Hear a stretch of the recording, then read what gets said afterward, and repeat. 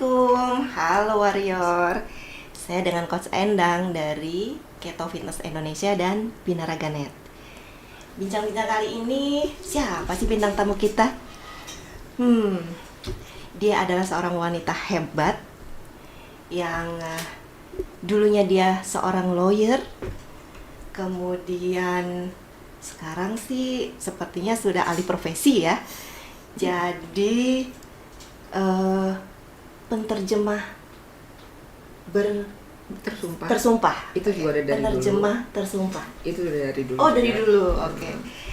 Kemudian sekarang dia lebih menekuni bisnisnya yaitu catering ya. Yeah. Catering dan hobinya menulis. Siapa dia? Tamu kita hari ini yaitu Mbak Nela Dosan. Nah, kenapa Mbak Nela kita undang ke sini? Karena Mbak Nela baru saja membuat sebuah buku berjudul Berawal dari Alif. Nah, apa sih isi buku ini? Kayaknya, menarik banget ya dari covernya, dari judulnya. Nah, kita bahas di sini. Baik. Iya. Mbak Nela, saya mau nanya nih. Ini buku tentang siapa sih? Berawal dari Alif. Alif ini siapa ya, Mbak? Oke. Sebelumnya saya terima kasih dulu sama Mbak Endang sudah memberi saya kesempatan ngobrol di sini dari Keto Fitness Indonesia dan juga Binaraganet. Terima kasih saya bisa hadir di studio yang keren banget ini ya. Kita bisa ngobrol. Mudah-mudahan saya bisa memberikan ya sedikit bocoran-bocoran dari apa yang ada di dalam buku yang baru diluncurkan beberapa waktu yang lalu. Tadi kalau Mbak Endang nanya siapa sih Alif ini gitu ya, kenapa sih sampai dibikinin buku gitu loh, bukunya setebel ini lagi gitu kan. Terus kenapa gitu istimewanya dari seorang Alif ini ya gitu? kan? Iya, jadi Alif ini adalah nama seorang anak, tepatnya anak dari Mas Tio, yaitu pendiri Ketofastosis Indonesia, sebuah komunitas yang saat ini sudah berkembang pesat. Ya sejak dibuatnya komunitas itu 2016, sekarang tuh sudah mencapai hampir 400.000 gitu ya di perkembangan anggota komunitas ini di Facebook. Tapi justru saya tertarik menulis tentang Alif ini adalah karena sedemikian dahsyatnya gitu ya ilmu yang diajarkan oleh Mas Tio gitu, manfaat dari ilmu tentang ketofastosis yang dirasakan ratusan ribu orang gitu. Itu kan mesti ada satu dong sebabnya di awal gitu kan. Ternyata itu semuanya tuh berawal dari Alif. Oh gitu. Ya ini putranya Mas Tio dan Mbak Lina. Jadi ayah Tio dan Bunda Lina ini mereka punya seorang putra bernama Alif. Nah, jadi tentu pertanyaannya kan, emangnya kenapa Alif sampai istimewa banget gitu kan ya Mbak Endang. Jadi dan aku tuh terus terang waktu aku baru tahu bagaimana Alif sebenarnya gitu. Terus bagaimana Mas Tio perjalanannya gitu ya sejak tahu masalah yang dialami atau diderita oleh Alif saat itu hingga sekarang, aku nggak bisa berhenti berpikir untuk tidak menulis buku ini. Karena menurut aku itu adalah alasan dibalik adanya ketofastosis ini itu luar biasa, dahsyat gitu ya, kisah yang dahsyat dan itu layak untuk di-share dengan ke banyak orang gitu ya. Makanya aku berusaha keras untuk menulis buku ini. Gimana caranya harus selesai dan alhamdulillah Mas Tio juga dan Mbak Lina sangat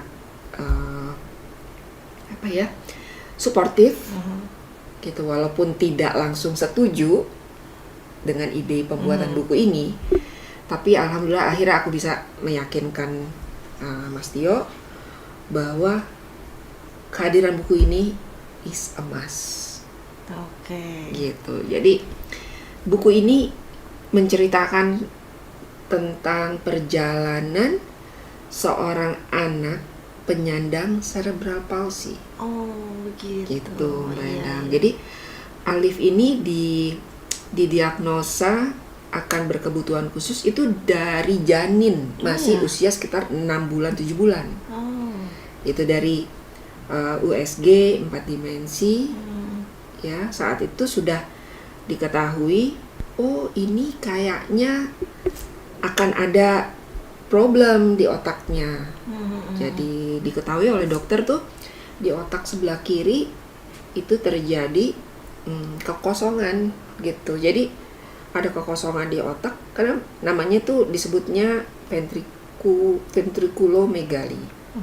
Jadi memang pada dasarnya kita tuh punya karena itu secara alami itu kan cairan ya di otak kita, itu tujuannya kan untuk kalau ada benturan-benturan tuh itu mengamankan. Iya, iya benar. Tapi pada kasusnya Alif ini itu mengalami pembesaran gitu, jadi meluas gitu. Nah, artinya otak sebelah kiri tidak bertumbuh.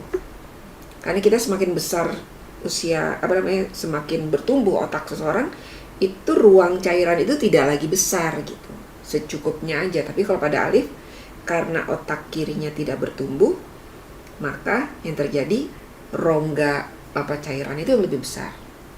Itu yang disebut ventriculomegaly. Nah, dari situ dokter bilang kemungkinan anak bapak dan ibu akan lahir dengan berkebutuhan khusus. Ya, itu dia. Dan saat itu Mas Tio dan Mbak Lina nggak paham berkebutuhan khususnya seperti apa gitu. Dan setelah lahir Mas Alif ini di usia sekitar 6 bulanan juga, 6 bulan 7 bulan juga, dia mengalami kejang yang pertama. Gitu. Jadi barulah di situ dilakukan pemeriksaan menyeluruh, MRI segala macam, semua pemeriksaan dilakukan. Akhirnya dokter menyatakan Mas Alif itu dia penyandang CP. Jadi dia mengalami cerebral palsy. Jadi kalau cerebral palsy itu ya istilah sederhana itu lumpuh. Kelumpuhan otak. Kelumpuhan otak. Seperti itu. Kalau CP itu kan kelumpuhan otak tadi ya dibilangnya. Itu kalau sependek pengetahuan saya ya, itu kayak nggak ada obatnya ya? Atau gimana? Kok Mas Alif bisa sampai sekarang terlihat di fotonya aja seperti anak normal ya? Iya. Ini ya, Mas Alif memang nggak ada tanda-tanda seperti dia itu penyandang CP gitu. Dari fisiknya dia sudah sangat jauh. Dia mampu jalan, dia mampu berjalan cepat, dia mampu memegang tas, membawa tas, makan sendiri pun dia bisa. Wow. Nah, tapi kan ini kan tidak terjadi dalam waktu semalam.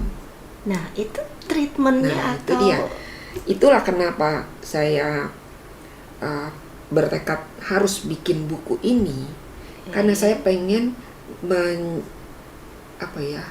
sharing gitu ya sama orang-orang tua yang kebetulan mungkin anak mereka penyandang CP, memberikan mereka harapan bahwa yang namanya CP itu walaupun bagi dunia medis itu sangat sulit untuk diatasi, cenderung diterima saja gitu ya. Ini sudah terbukti kok. ternyata bisa. Bisa. Ya? Bisa. Alif sekarang berusia 14 tahun dan dia mampu berjalan setiap hari total 5 km. Wow. 2,5 km pagi, 2,5 km siang. Oke. Itu satu capaian yang luar biasa. Tapi ini kan tidak berlangsung dalam semalam atau tidak terjadi karena mukjizat gitu. Ya, ya. Bukan kita tidak meyakini adanya mukjizat, tapi kan kalau kita bicarakan itu adalah sebagai satu mukjizat yang didahului dengan ikhtiar. Betul. Nah, ikhtiar inilah yang patut kita share kepada banyak orang. Yang mana dari pencarian Mas Tio, ikhtiarnya Mas Tio untuk mencari solusi bagi anaknya yang menyandang CP ini, justru membuka Pandora ilmu kesehatan. Jadi seluruh ilmu kesehatan tuh seperti dibukakan kepada Mas Tio, sehingga dia bisa menyusun sedikit demi sedikit protokol yang kita kenal dengan protokol ketofastosis. Gitu. Itu tidak terjadi juga dalam waktu semalam. Jadi Bahkan sampai sekarang mungkin ya, sampai iya. sekarang masih terus edukasi Mas Tio itu masih terus berlangsung.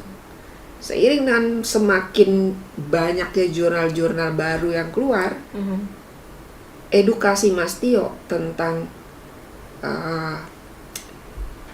kebenaran yang terkandung di dalam ketofastosis itu menjadi ikut dibuktikan gitu melalui jurnal-jurnal medis yang full of science gitu. Nah, jadi kalau aku boleh ceritakan sedikit tentang CP. ya. CP ini adalah satu kondisi di mana terjadi kelumpuhan otak, dan kalau otak kita lumpuh, apalagi ini sejak bayi, itu yang pertama terjadi itu adalah putus hubungan antara otak sebagai pemberi perintah dengan otot. Iya, iya. Salah satunya di anak CP yang sangat dominan itu kelihatannya adalah, makanya mereka banyak yang terkulai gitu kan, banyak yang belum bisa balik badan, merangkak, apalagi berjalan. Itu karena perintah otak itu nggak nyambung dengan Nggak nyampe jaringan ke syaraf yang memerintahkan otot gitu. Jadi di dalam tubuh manusia itu ada yang namanya somatic nervous system. Jadi somatic nervous system itu adalah jaringan syaraf dari otak yang memerintahkan ke jaringan otot. Jadi seluruh otot kita ini semuanya tuh tunduk di bawah perintah otak. Iya. Begitu otaknya tidak bisa memberikan perintah kepada otot, nah di situ problemnya. Otot itu tidak ada yang melatih, tidak ada yang memerintah, otot tidak digunakan. Pada saat otot tidak digunakan, maka tidak heran kondisi umum anak-anak yang mengalami CP mengalami kekakuan otot. Jadi begini ototnya. Atau kalau kakinya itu jadi bertautan seperti ini. Kalau dibiarkan itu akan terus seperti itu. Karena nggak ada yang memerintah untuk bergerak. Ya, karena nggak ada yang memberikan challenge. Otot kita kalau tidak diberi perintah, ya dia akan menggulung seperti sesuka-sukanya. Sesukanya dia. Karena dia itu kan, otot kita bisa seperti ini karena kita challenge. Karena kita bisa melakukan kegiatan-kegiatan seperti ini. Saya bisa mengangkat ini karena otak saya memerintahkan, hai otot, angkat. Saya angkat. Kita udah kita sudah, karena itu seperti otomatis. Kita nggak merasakan ada perintah-perintah otak itu. Tapi kasus anak-anak CP membuktikan adanya somatic nervous system. Ketika otak absence, sebagai lokomotor dia tidak hadir, tidak berfungsi, otot menjadi nggak karu-karuan. Nah, dalam situasi yang seperti itu, nggak mungkin anak dengan CP diharapkan bisa bangun sendiri, jalan tanpa dilakukan latihan. Nah, jadi boleh dibilang sederhananya, latihan dalam fisioterapi itu ditujukan untuk menggantikan fungsi otak sebagai pemerintah, yang pemberi perintah. Lokomotor tadi, saat lokomotornya nggak bisa bungkam, otot kita kan harus terus dikasih challenge. Nah, itulah pentingnya lakukan fisioterapi. Jadi nggak bisa kita berharap. Makanya sayang sekali ya, di dalam CP ini tuh dikenal istilah timing is everything. Gitu. Timing Apa is tuh, Mbak, everything. maksudnya? Jadi begitu kita tahu seorang anak itu divonis CP, semakin dini diketahui, semakin dini usia dia, semakin besar chance-nya untuk recover. Oh gitu. Jadi recovery-nya itu tergantung upaya sedini mungkin. Semakin lama, ya, semakin dia semakin besar, tentu semakin berat gitu kan untuk terapinya, karena ya itu tuh dikenal seperti itu di dalam masalah CP ini. Nah, jadi kalau kita lihat gitu ya, kebanyakan orang tua seperti juga dialami oleh Mas Tio dan Balina, mereka juga ngelewatin fase-fase denial. Gitu, denial anaknya akan baik-baik saja. Ini kan masih kecil, ya nanti gue mungkin kalau udah setahun dia bisa kali. Menunggu Terus mujizat gitu ya. duduk, nanti dia bisa kok duduk. Kalau nggak bisa umur setahun, anak lain udah setahun udah mulai jalan, anaknya belum bisa, mungkin dia bilang mungkin nanti dia 2 tahun kali. Ini adalah sikap atau mindset yang tidak konstruktif buat anak-anak penyandang CP. Nah, buku ini saya maksudkan bisa memberikan pemahaman kepada para orang tua yang memiliki anak penyandang CP bahwa ada kok satu serangkaian fisioterapi yang bisa memberikan manfaat untuk pertumbuhan otot, menggantikan peran otak. Tapi di sisi lain, yang saya ingin angkat di buku ini adalah bukan cuma sekedar otot. Karena persoalannya ototnya Mas Alif tidak berfungsi itu karena masalah di otak. Nah, Mas Tio bertanya kepada dokter, kenapa anaknya bisa tidak tumbuh otaknya dan kenapa tidak bisa memerintahkan ototnya.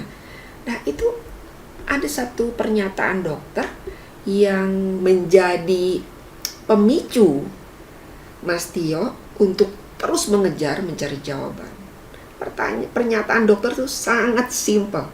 Dokter cuma bilang menutup percakapannya dengan Mas Tio juga kayak seperti menutup harapan dengan bilang, ya gimana, mielinnya tipis, gak bisa apa-apa, mielinnya tipis. Disitulah Mas Tio cari tahu, kalau nggak bisa, kalau tipis ya ditebelin gitu. Jadi dokter bilang nggak sesimpel itu bro gitu kan.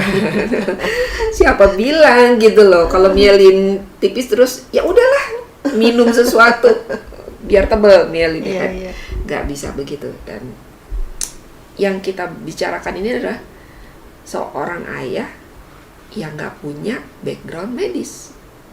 Dia insinyur elektro, tapi cintanya dia sama anaknya ini kan membuat dia pokoknya apapun akan dia lakukan. Nah, disitulah dia mulai mencari tahu apa penyebabnya, yaitu udah tahu mielin tipis, dia lanjut dengan mencari solusinya. Dan ini terjadi di tahun 2008 Mas Alif itu lahir, berarti sekitar tahun 2010. Tahun 2010 dia mulai melakukan pencarian, ya kan, di saat Mas Alif menjelang usia 2 tahun. Nah, buku ini menjelaskan bagaimana perjuangan antara seorang ibu dan seorang ayah dalam melakukan usaha mereka untuk bisa membuat anaknya mampu berdiri. Dan kalau Mas Tio terobsesi sama gimana cara menebalkan mielin. Nah, kan itu memang berdampak. Absensinya otak sebagai lokomotor itu akibat mielin tipis. Ada namanya white matter gitu kan. Itu tipis. Jadi semakin tipis mielin seseorang, neuron yang ada di otaknya itu tidak bisa memberikan perintah yang maksimal.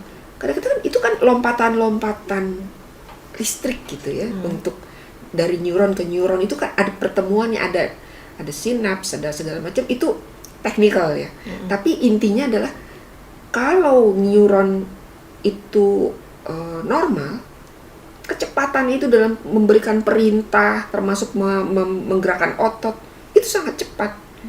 Itu semua listrik.